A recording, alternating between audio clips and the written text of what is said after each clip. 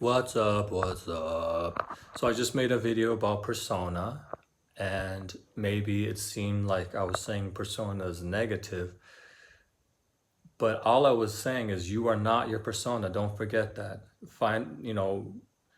Even if you don't present the real you to the world, I mean, just know that there's deeper layers to you. Don't get lost in the sauce of your persona, but also don't don't think that people's personas are who they are. You gotta read between the lines, and you gotta observe people over time to try to see where they're really at. Don't get blindsided, in other words. But persona is very important, practically speaking, in this world because you are judged by your persona. So it would be of value, especially if you feel like you're not respected by coworkers and friends. People don't listen to you, um, or whatever.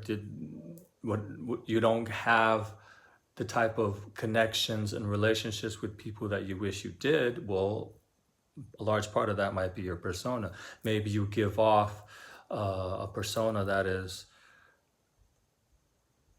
awkward, insecure, weird, weak, whatever. And of course, it's different for men and for women. We perceive women can get away with things that men can't get away with, and vice versa. So you got to think about masculine archetypes, feminine archetypes, and think about who you are naturally, and then lean into the things that are good. You can just play up certain sides of you that will change the way people perceive you. But also, if, let's say, you're a man that's perceived as weak or wimpy or insecure and you don't get respect, well, you're going to have to find balance by incorporating other sides of you and other personas or archetypes in your persona so that you can get respected.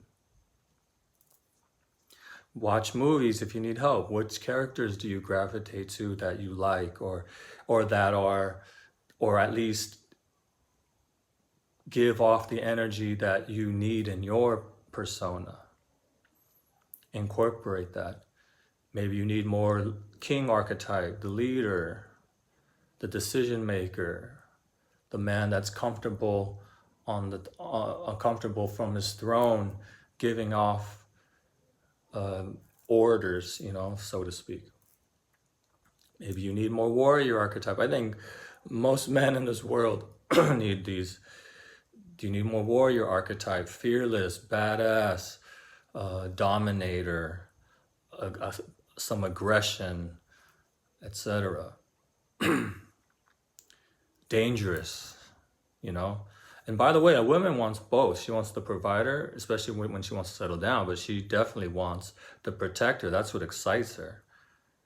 Gives her the butterflies, makes her want to sleep with you, etc. So, and again, you're not one or the other. You're both, or you're all your archetypes in your persona. And that might sound difficult, but whatever's natural to you is going to already be there. And you just lean into the ones that are beneficial, and then you add other sides. You have a shadow, so whatever you're missing is in your shadow, okay? But you got to dig deep and uncover these sides of you. Because ideally, of course, we're going to work from the inside out. We don't want to just have this fake persona that's completely different from who we are, but you could fake it till you make it. The way you talk, the rhythm you talk, your body language, your facial expressions, the way you dress, everything. So yeah, just be aware of what you want from others in the sense of how you want people to perceive you, or what you're lacking, especially like as a man, you're not getting respect. And for women too, like, what do you want more of? Well, you're gonna have to incorporate that. And don't be afraid to show multiple sides. But I will say, a man has to be perceived as mainly masculine archetypes, but you in fact, it makes you even cooler when you incorporate some stereotypically feminine within that, but it's encased, it's contained in a masculine presentation, like a man that shows some shyness, a little boyishness, playfulness. That's very attractive and endearing to both men and women. Same thing with women. You're going to have to work, you're going to try to contain yourself in, I mean, if you don't want to, you don't have to. You could be a quote unquote masculine woman and you will attract more feminine men, and that's fine if that's what you want. But generally speaking, you want to be, it's good to show masculine sides, strength, play, like maybe you tease your man, you know, for fun, you guys, and so you should be both, but it's encased in a feminine packaging. All right, shy, kind, warm, you know, even maybe a little passive in a good way. Like if you find a man that you trust that will lead you, well, you should be passive to that man.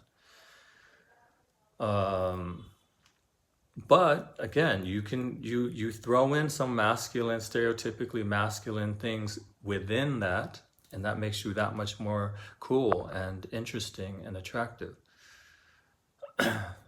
Yeah, just look up archetypes and stereotypically masculine and feminine roles.